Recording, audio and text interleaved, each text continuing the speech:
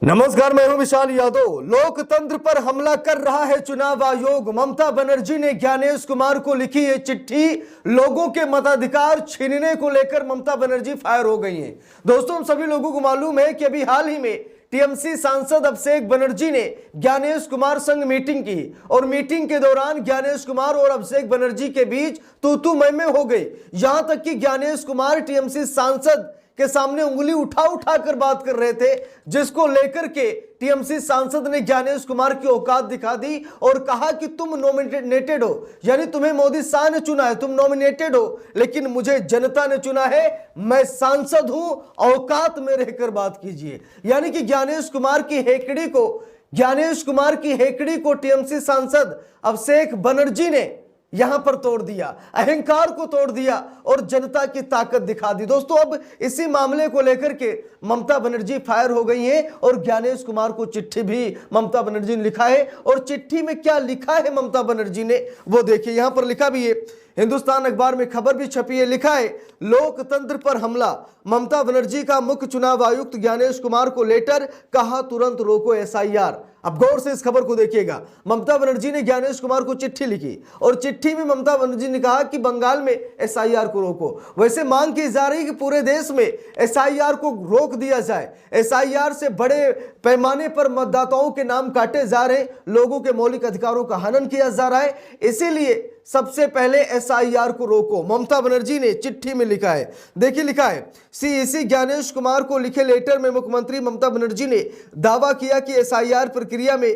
गंभीर खामियां हैं और ये हमारे लोकतंत्र के मूल ढांचे और संविधान की भावना पर प्रहार करती है।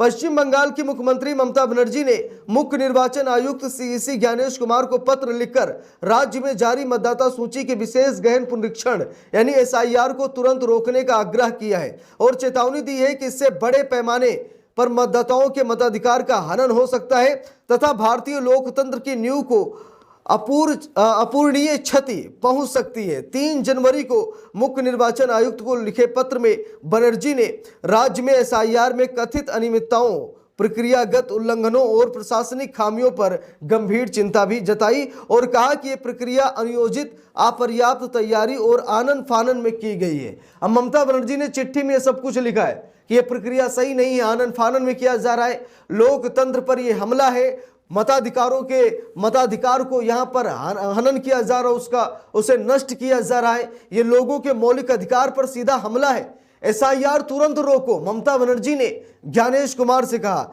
देखिए, लिखा है मुख्यमंत्री ने दावा किया कि एसआईआर प्रक्रिया में गंभीर खामियां हैं और ये हमारे लोकतंत्र के मूल ढांचे और संविधान की भावना पर प्रहार करती है। उन्होंने आरोप लगाया कि अत्यधिक जल्दबाजी और पर्याप्त तैयारी की कमी के कारण गंभीर खामियां उत्पन्न हुई हैं, जिनमें दोषपूर्ण सूचना प्रौद्योगिकी प्रणाली, असंगत निर्देश और इस कार्य के लिए नियुक्त अधिकारियों का अपर्याप्त प्रशिक्षण शामिल है। लोकतंत्र की नींव पर यह हमला है। ममता बनर्जी ने कहा कि ये लोकतंत्र की नींव पर हमला है। देखिए, लिखा भी है, ममता ने पत्र में लिखा, यदि इसे वर्तमान स्वरूप में जारी रहने दिया गया तो एसआईआर की अपूरणीय क्षति होगी, बड़े पैमाने पर मतदाताओं के मताधिकार का हनन होगा और लोकतंत्र की नींव पर हमला होगा। मुख्यमंत्री ने निर्वाचन आयोग से तत्काल सुधारात्मक उपाय करने का आग्रह किया और कहा कि ऐसा न करने पर मनमानी और अनियोजित प्रक्रिया को रोका जाना चाहिए। ममता ने सुनवाई प्रक्रिया के दौरान बूथ स्तरीय एजेंटों यानी बीएलए को कथित रूप से नियुक्त न किए जाने का भी मुद्दा उठाया और कहा कि इससे एसआईआर की निष्पक्षता, पारदर्शिता और विश्वसनीयता पर गंभीर प्रश्न उठते हैं। निर्वाचन आयोग को इस प्रक्रिया के लिए जिम्मेदार ठहराते हुए बनर्जी ने कहा कि भारत निर्वाचन आयोग को उसकी देखरेख या निर्देश के तहत की गई किसी भी अवैध, मनमानी या पक्षपातपूर्ण कार्रवाई के लिए पूरी तरीके से जवाबदेह कर दिया जाना चाहिए। अब दोस्तों, बात यह है कि ये पूरी मांग की जा रही है कि एसआईआर को रद्द कर दिया जाए। ममता बनर्जी आज से नहीं बल्कि लंबे समय से एसआईआर का विरोध कर रही हैं और ममता बनर्जी ही नहीं बल्कि विपक्ष के तमाम ऐसे नेता मंत्री हैं, पार्टियां हैं जो इसका विरोध कर रही हैं। वो ये मान रही हैं कि एसआईआर के जरिए बहुत बड़ी बेईमानी हो सकती है। एसआईआर के जरिए मतलब जो विपक्ष का वोट बैंक है उसे खत्म किया जा सकता है। बिहार में हम सभी लोगों ने इसका जीता जागता उदाहरण भी देखा कि बिहार में क्या हुआ है।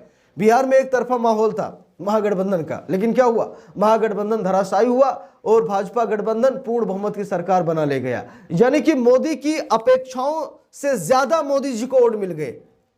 ठीक है, तो बात यह है कि एसआईआर तो है ही कुछ ना कुछ इसमें जालसाजी तो नजर आ रही है, कुछ ना कुछ बेईमानी धांधली तो नजर आ रही है, क्योंकि बड़े पैमाने पर मतदाताओं के नाम कट रहे हैं। अब बिहार में लगभग 80-90 लाख लोगों के नाम कट गए। जरा सोचिए, ये 80-90 लाख लोग सरकार बनाने से लेकर सरकार गिराने तक की अहमियत रखते हैं।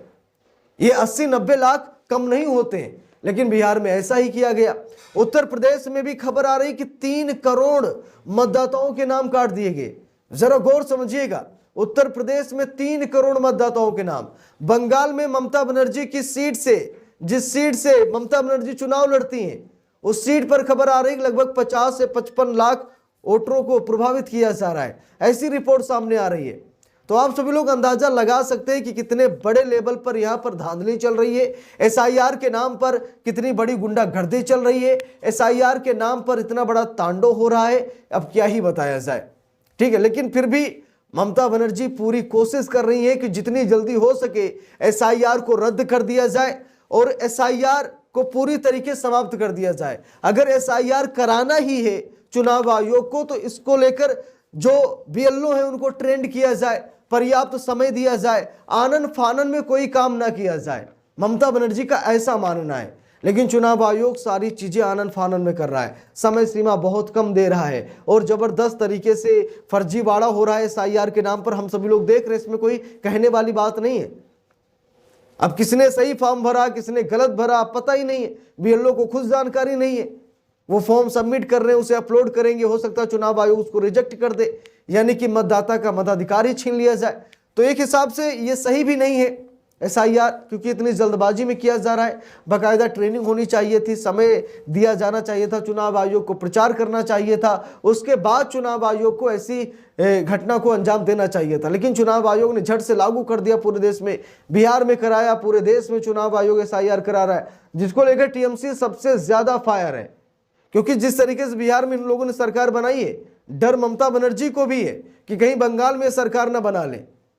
ठीक है, ममता बनर्जी भी डरी हुई है, क्योंकि भाई जब लोगों के मताधिकार को छीन लिया जाएगा, लोग वोट देने ही नहीं जा पाएंगे, विपक्ष के वोट बैंक को खत्म कर दिया जाएगा, तो क्या होगा हम सभी लोगों को अच्छी तरीके से मालूम है। इसीलिए ममता बनर्जी पूरी कोशिश कर रहे हैं। इसीलिए टीएमसी का प्रतिनिधिमंडल लगातार चुनाव आयोग में दस्तक दे रहा है, मुख्य चुनाव आयुक्त ज्ञानेश कुमार से बात कर रहा है, लगातार अपनी समस्याओं से आगाह कर रहा है ज्ञानेश कुमार को। लेकिन ज्ञानेश कुमार तू तड़ाक पर उतर रहे हैं। ज्ञानेश कुमार किसी भी सवाल का सही जवाब नहीं दे रहे।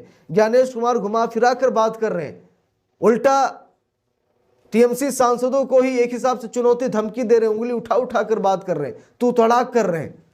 तो ज्ञानेश कुमार कहीं न कहीं मोदी से मिले हुए, इसमें कोई दो राय नहीं है, क्योंकि अगर ज्ञानेश कुमार मुख्य चुनाव आयुक्त हैं तो मोदी और शाह की ये देन है। तो इस पूरे मामले पर आप सभी लोगों की क्या राय है, कमेंट करके जरूर बताइएगा। वीडियो को लाइक शेयर, अगर चैनल पर नए हैं सब्सक्राइब करके सपोर्ट कीजिएगा। मिलते हैं दूसरी वीडियो में, तब तक के लिए बहुत बहुत धन्यवाद।